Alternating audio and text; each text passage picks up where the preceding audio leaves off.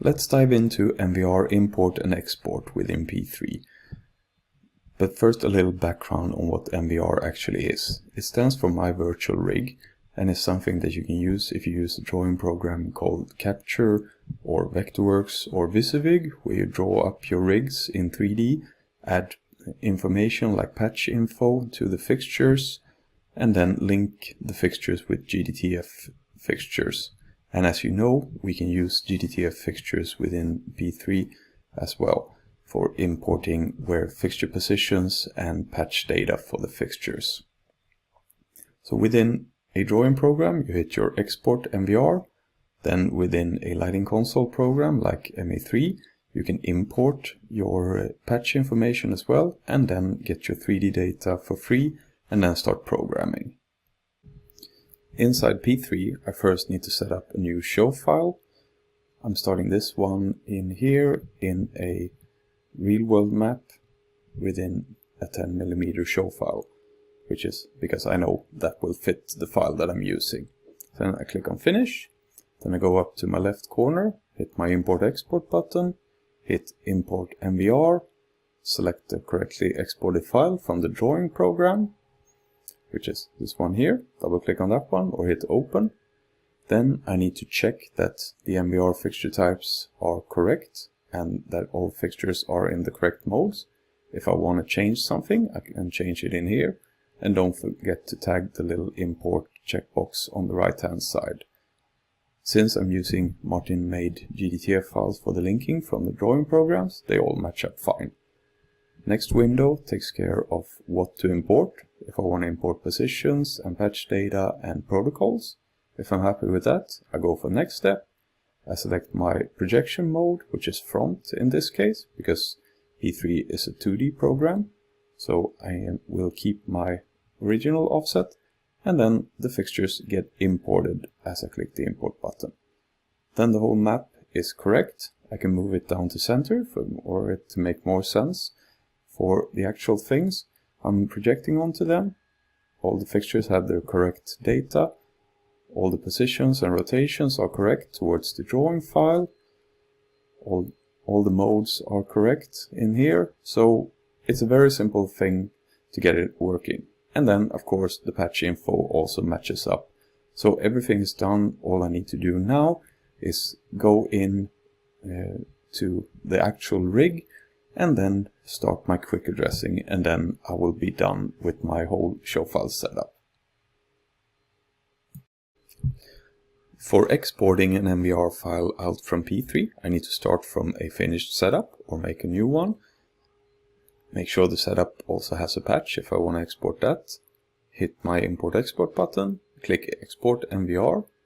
Make sure that all my files are linked with a proper GDTF file, that I export the correct files in the correct modes, and hit the export checkbox. Then I click the export button, select what projection mode to export in, because P3 is still 2D. Then give the file a name, save it, and then the export is done. And then to choose which software to bring the new file into. Who knows what it will be? This time it was MA3. So I start from a blank show file in MA3, or a pre-made show file if I'm importing into something that's already there. Go into Tools, go into Patch, and then make sure it's an empty patch or a patch you've done. Click your Import MVR button, select your show file, hit Import, and then wait for the MA3 to finish. There are many more better tutorial videos on how to make MVR import for any program that you're using. So this is just something to show one way of doing it. So you can do the same thing within Vectorworks, Capture, Visivig, Depends, or any of the visualizers that are using MVR files, or MA3 and Chamsys, which I believe are still the only consoles that support MVR import.